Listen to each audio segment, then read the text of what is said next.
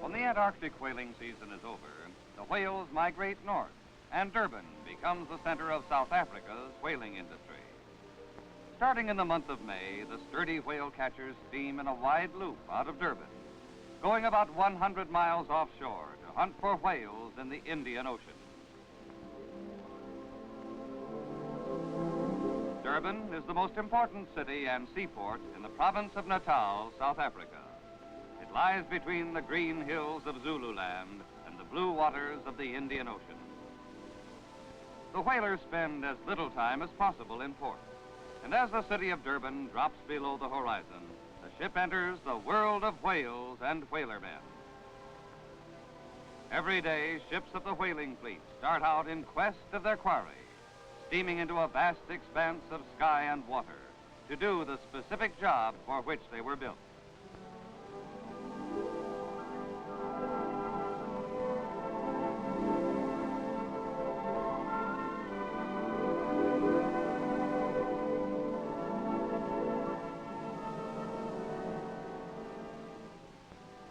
Everything is shipshape, including the marker buoys, which the men have lashed to the rigging with an efficiency born of long experience.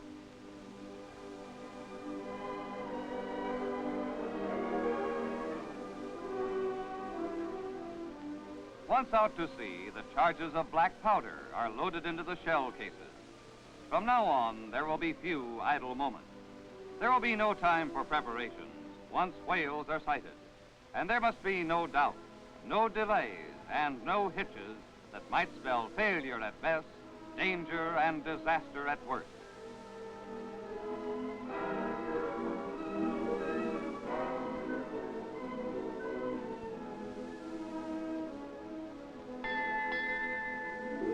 The ship settles down to a time-honored routine as a new watch comes on duty. The catcher may be at sea for 3 or 4 days or longer, depending on the catch. While at sea, each member of the crew has his appointed duties. There are 12 men on board. Most of them are Norwegians whose fathers and grandfathers were whalermen.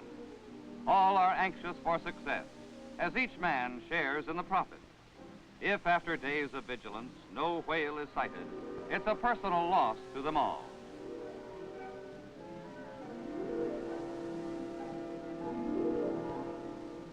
The loading of the gun up on the bow is a meticulous and skillful operation. The harpoon has 4 prongs or grapples that open inside the whale and prevent it from being pulled out. It is lashed into place to keep it in position until it is fired. Attached to it is a long nylon rope, 1.5 inches thick, immensely strong and amazingly flexible. The harpoon head contains an explosive grenade with a 2-second delay to kill the whale quickly and humanely. On whalers, the captain is the gunner, and Captain Carlson, among the greatest whalermen in the world, watches these preparations with lynx-eyed attention. With the loading of the harpoon completed, the gun is swung, pointing forward and fixed in a safe position where premature firing will do no damage. And finally, the charge of powder goes into the breech. The correct loading of the gun is the result of long experience. Everything is ready, and as the hours pass, the ship's focal point shifts upward. From time to time, each whalerman glances up to the crow's nest high overhead, where keen eyes sweep the sea in search of the telltale plumes of spray that indicate the location of a surfacing whale.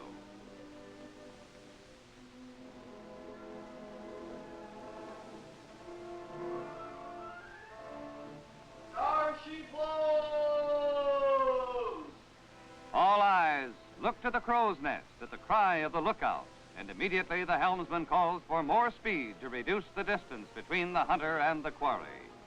With her increased speed, the sturdy little catcher takes a more severe buffeting from the sea, while on deck, trained eyes try to identify the type of whale sighted.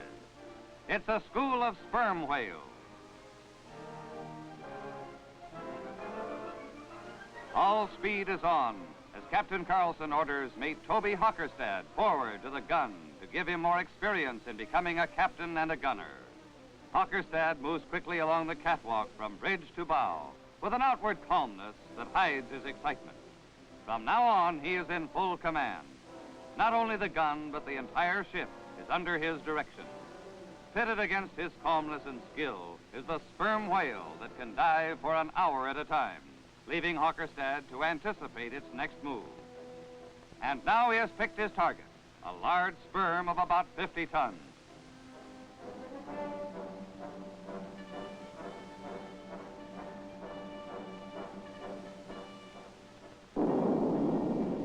Hockerstad signals a hit. If the whale isn't killed immediately, a second harpoon is fired.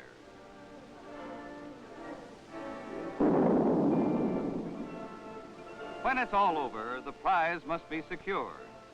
And it's all hands on deck as the winches start hauling in the cable to bring the whale alongside.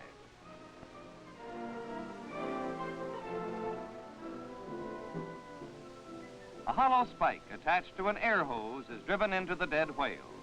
Then the compressed air is turned on in order to make the whale float, whether the catcher leaves it or takes it with her. This particular whale is to be left for a while, so the marker buoys and flag are unlashed.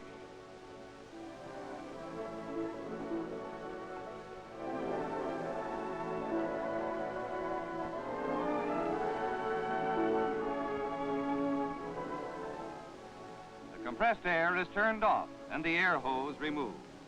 Then, to enable the ship to find the whale later, the marker buoys and flag are put over the side and attached to the whale. When the catcher returns from further hunting, the flag will be visible for a long distance. With this initial success to hearten her crew, the catcher steams away and resumes the hunt.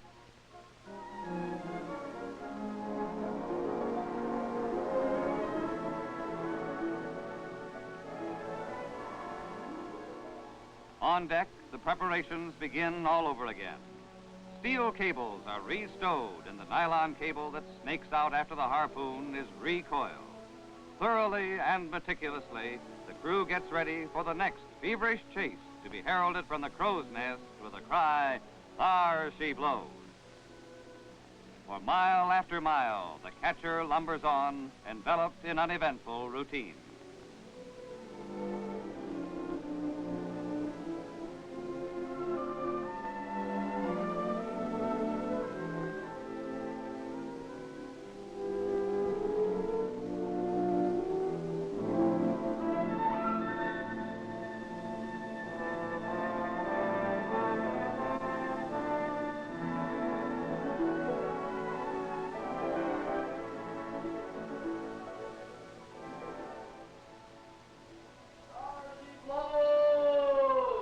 Then monotony is banished, this time by a sigh whale, a member of the baleen family. The same reaction, the same excitement, the call for speed, and again the little catcher takes a buffeting as she enters the chase.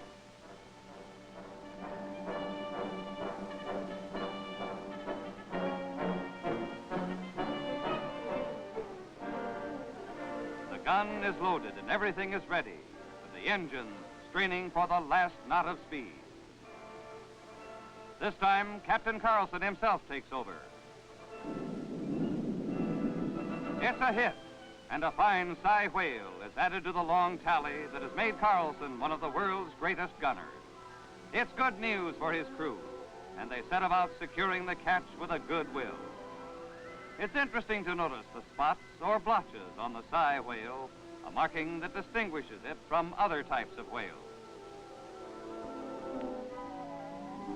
Sometimes as the air is forced into a whale, it works its way toward the head. In seeking an outlet, it blows up what appears to be the tongue, but what is actually fibrous tissue, and a huge balloon emerges from the whale's mouth.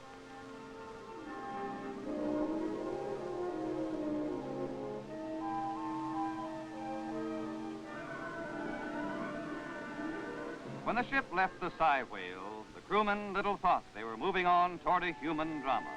There were no indications. The new watch came on to do their spell, and with the success already attained, the chances were our ship had enjoyed its share of luck. Then a finback whale broke the surface. There she flows!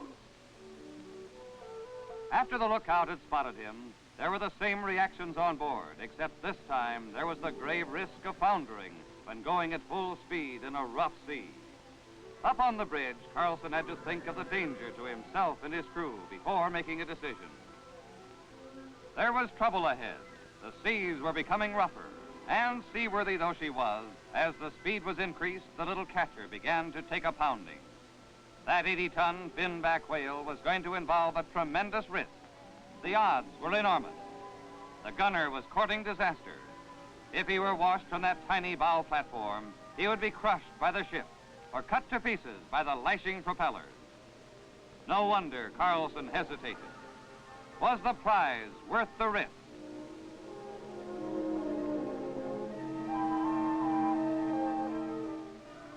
Full speed was ordered.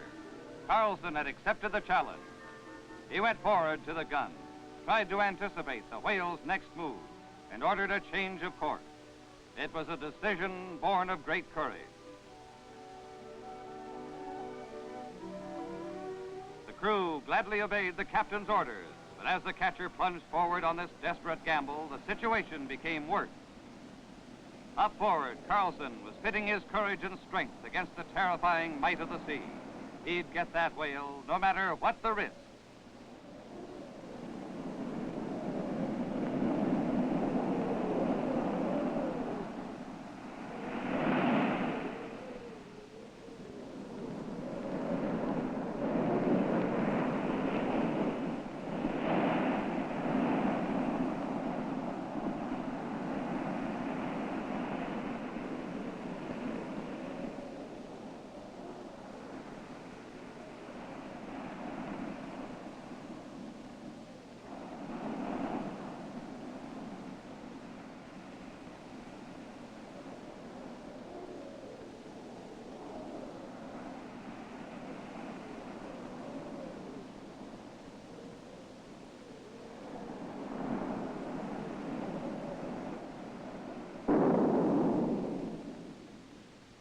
This finback whale, 80 feet long, was shot under conditions that would have defied lesser men.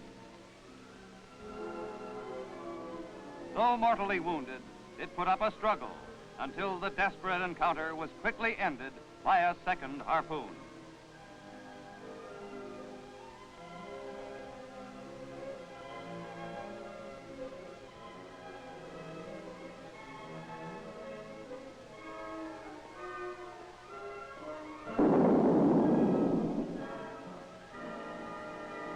The stakes had been high, but Carlson had gambled and won, and all the crew would share in the reward.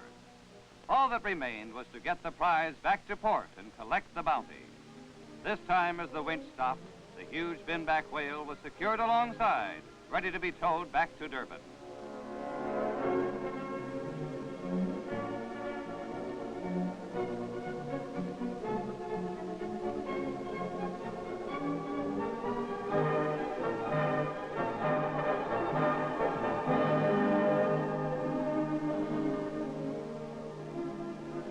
The catcher gets underway without waiting for the huge flukes to be trimmed down to make the whale more manageable. It has been a satisfactory trip, most satisfactory. The course is set to pick up the Psy whale shot earlier, and as the catcher nears its approximate position, a pinpoint in an endless ocean, binoculars scan the seas for the marker flag. But now the dead whale has company. Seagulls are feasting on any tasty morsels they can detach. It may be they are feeding on part of the whale or on parasitic worms, whose whale worrying days are now over. And the gulls are not the only visitors, for huge sharks gorge themselves on chunks they rip from the whale's carcass.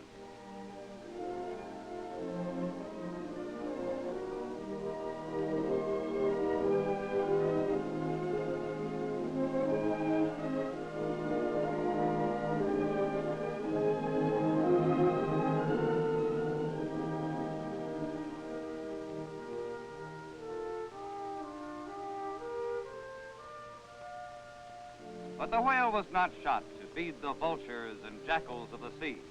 And as the catcher comes alongside, the flag and the marker buoys are retrieved and the whale secured for towing. The fluke tips are tossed to the scavengers of the sea. And finally, the catch is marked to keep the record straight at the factory. With 2 fine whales securely attached alongside, the whale catcher resumes her return voyage.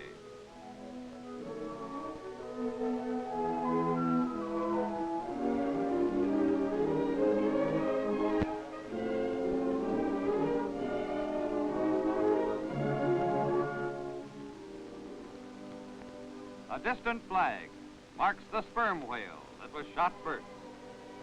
The sperm is a strange mammal which feeds on octopus, squid, and cuttlefish. Being smaller than the sei or the finback whale, it is more easily handled. And almost as soon as the marker flag is recovered, it's full steam ahead, this time for Durban.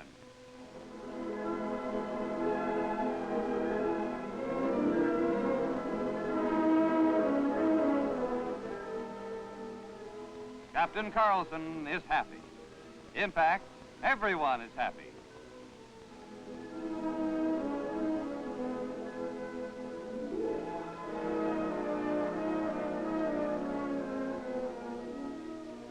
And just to emphasize the good fortune of this trip, the ship meets a sister catcher, which has reached her time limit at sea. She is heading for port with no whales. It goes like that. She has had no luck, while the escort of gulls wheeling overhead proclaims that our ship has been more fortunate. And right now, Carlson, who doesn't often have the time to indulge in such whimsy, admires the beauty of the evening. Yes, the weather is good and all's well.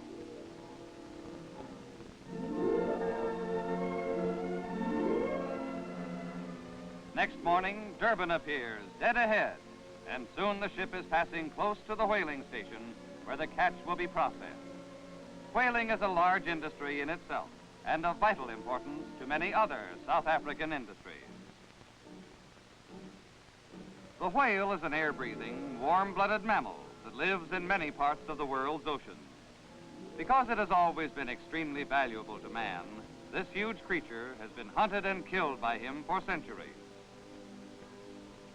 Whales fall into 2 classes, toothless or baleen whales such as the sei, and toothed whales, of which the sperm is one. The teeth of the sperm, a type of ivory, are sold as souvenirs.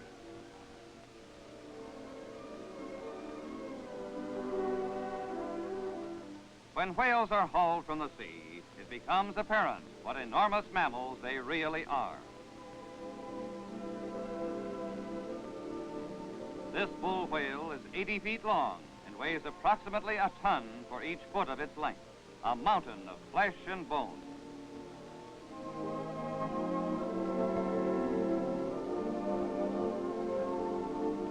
The baleen, or whalebone, of the toothless whales is really a sieve that catches the small creatures and plankton of the sea on which they feed. It is remarkable that a diet of such microscopic creatures should sustain the largest and most powerful animal in the world. At the whaling station, they were standing by for the ship's arrival, and one of the whales was soon on its way to the processing plant. For if the extraction is delayed, whale oil deteriorates.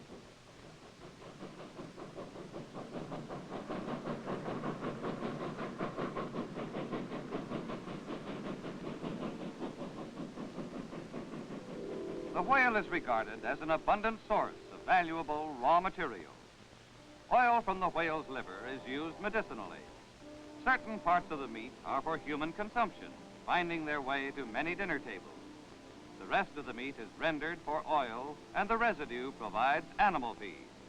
The bone is crushed for bone meal and used as a fertilizer, also for feeding cattle and poultry.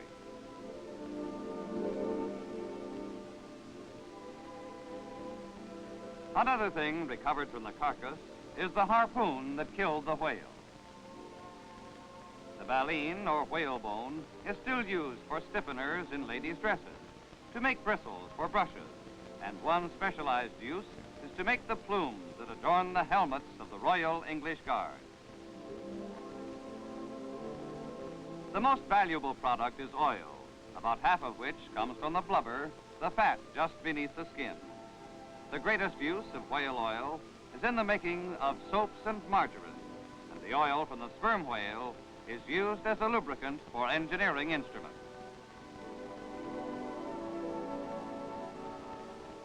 South Africa is fortunate to be blessed with the finest offshore whaling grounds in the world. And added to her other rich endowments of natural resources, both directly and indirectly, whaling plays an important role in the economy of this Commonwealth.